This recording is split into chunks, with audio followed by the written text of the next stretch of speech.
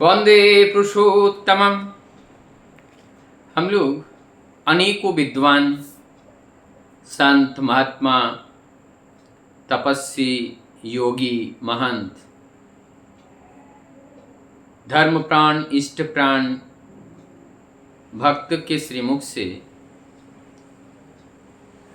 हमने इस देह के बारे में वर्णन सुने हैं। ये पंचाकृति देह हैं। आकाश अग्नि जल पृथ्वी वायु सब मिल करके इस देह का निर्माण किया और इस देह के अंदर आत्मा और मन, तो देह आत्मा और मन,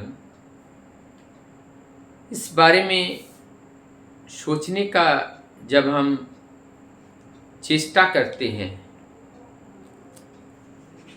तो ये पाया जाता है आत्मा का अर्थ होता है ऐसा गति संपन्न जिसमें गति हो, संवेग हो।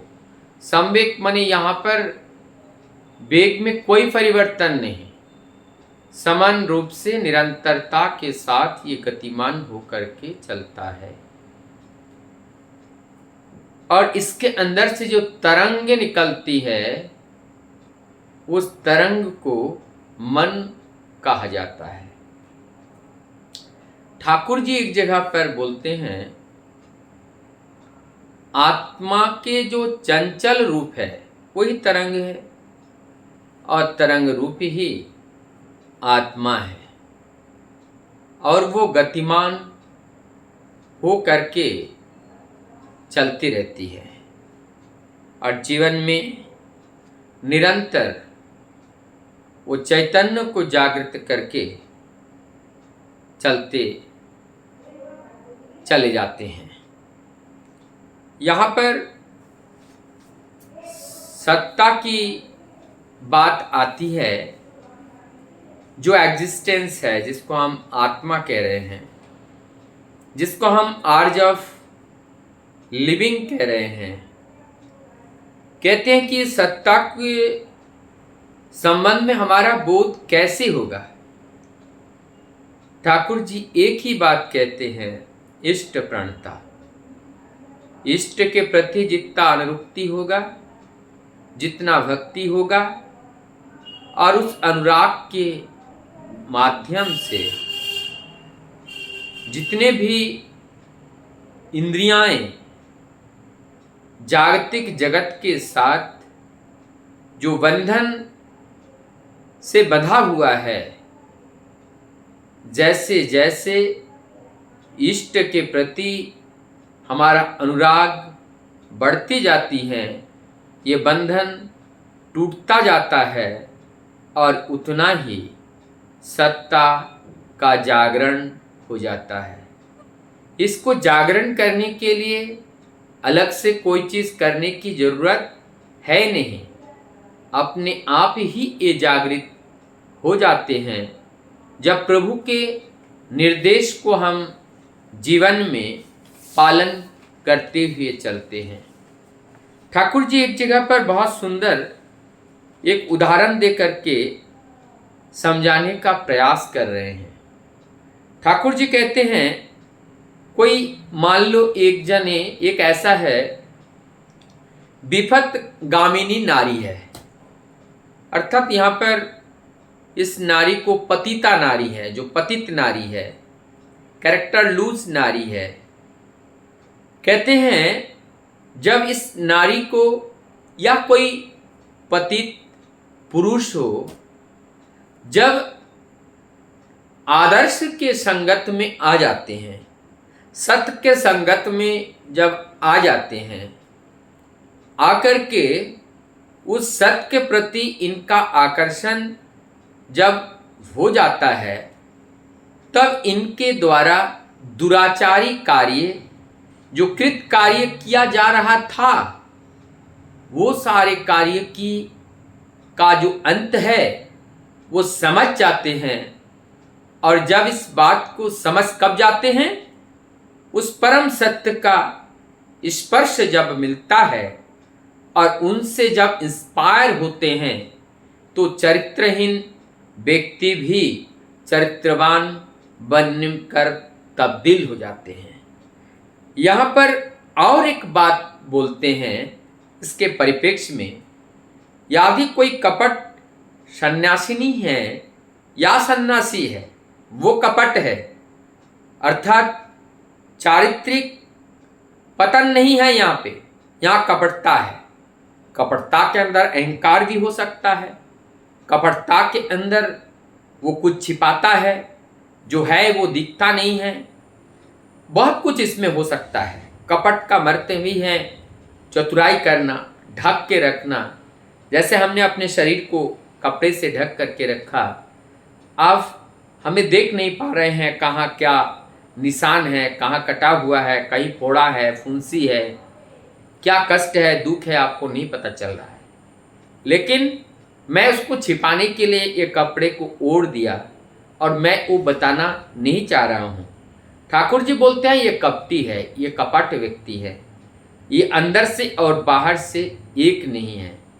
इसीलिए जैन धर्म के जो मुनि होते हैं वो लोग क्या करते हैं, वो कहते हैं कि हमने जिस शरीर को पाया उसके आगे कोई पर्दा हम डालना नहीं चाहते हैं, क्योंकि वो आत्मा और परमात्मा का जो महामिलन, उसके बीच में हम कोई दीवार रखना नहीं चाहते हैं। तो दीवार तो हमारा ये देह भी तो एक दीवार है, ये दीवार बन के खड़ा हो गया। जब इस देह को हम भूल जाते हैं और इस देह के अंदर वो सत्ता का जागरण हो जाते हैं और तभी महामिलन होता है। और यही मिलन के लिए ही तो साधना है, ये मिलन के लिए ही तो जीवन है। जब इस मिलन को समझ जाते हैं और इस मिलन जब जीवन में हो जाता है तो जीवन की परम प्राप्ति से और कुछ बाकी नहीं रहता है, जीवन की परम प्राप्ति होती है।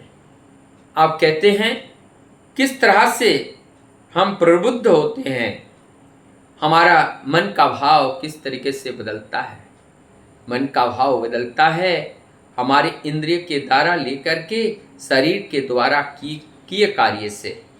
जब हम बारंबार कोई कार्य को करते हैं, उसको हम अभ्यास में लाते हैं, हम जानते हैं हमारा अभ्यास में नहीं है, हमारा अभ्यास में कुसंस्कार है और कुसंस्कार को हमें त्याग करना है। त्याग करने के लिए हमें कुसंस्कार के बारे में सोचना नहीं है, हमें उसके पैरेलल एक सोच समझ संस्कार के कार्य में करना शुरू करना है। जब हम इच्छा से अनिच्छा से सुसंस्कार को करने में हम उसको छोड़े ना, करते रहे करते करते एक ऐसा हमें नशा सा हो जाएगा कि फिर वही अच्छा कार्य ही अच्छा लगने लगता है और पहले जो कार्य हम करते थे अब वो अच्छा नहीं लगता है। कारण ये है अच्छे के प्रति हमारी अनुरक्ति, अच्छे के प्रति हमारी भक्ति, अच्छे के प्रति हमारा अनुराग आ जाता है और उस अनुराग के द्वारा हमारे अंदर जो बुराई है सारे बुराई दूर हो जाती है। इसी प्रकार से हमारा जीवन यज्ञ, हमारा जीवन साधना परिपूर्ण होता है और इस परिपूर्णता का अर्थ ही है वो महाप्राप्ति हमें होते हैं।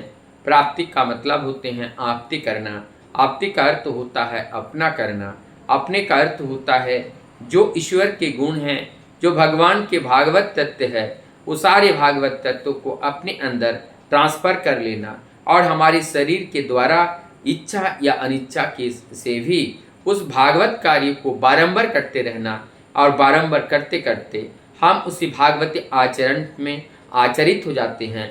तब हमारा जीवन बदल जाता है और जब बदल जाता है वास्तविक सत्य या वास्तविक जो एग्जिस्टेंस है, जो अस्तित्व है, वो अस्तित्व का दर्शन होता है। उस मूल के बारे में जानकारी होते हैं जिसको हम आत्मा कहे, जीवात्मा कहे। आत्मा आत्मा होता है और वो आत्मा जब इस दिव्य देह में, जीव देह के अंदर होते हैं तो उसको हम जीवात्मा कहते हैं। किसी वस्तु में होते हैं तो वस्तु की आत्मा होती हैं, किसी और में होती हैं तो और शब्द से उनको पुकारा जाता है। नदी का एक ही पानी होते हैं, जब लोटा में होता है तो लोटा का पानी, जब ग्लास में होता है तो ग्लास का पानी, घड़े में होता है तो घड़े का पानी, बाल्टी में होता है तो बाल्टी का पानी। अर्थात वो जिस पात्र में आ जाता है और वही पानी हो जाता है। तो हमारे यहाँ पर पानी एक है, पात्र अलग है, इसलिए उस पानी का नाम भी बदल जाता है। फिर हमारा इस जो आत्मा, परमात्मा, जीवात्मा, आत्मा एक हैं और आत्मा का वही एक ही स्वरूप, सत्ता सब उसी में ही है। आप एक चीज़ बोलिए, जो सत्य की बात करते हैं, सत्य असत्य की बात करते हैं, सत्य की बात करते हैं, अब बताइए कौन सा सही है?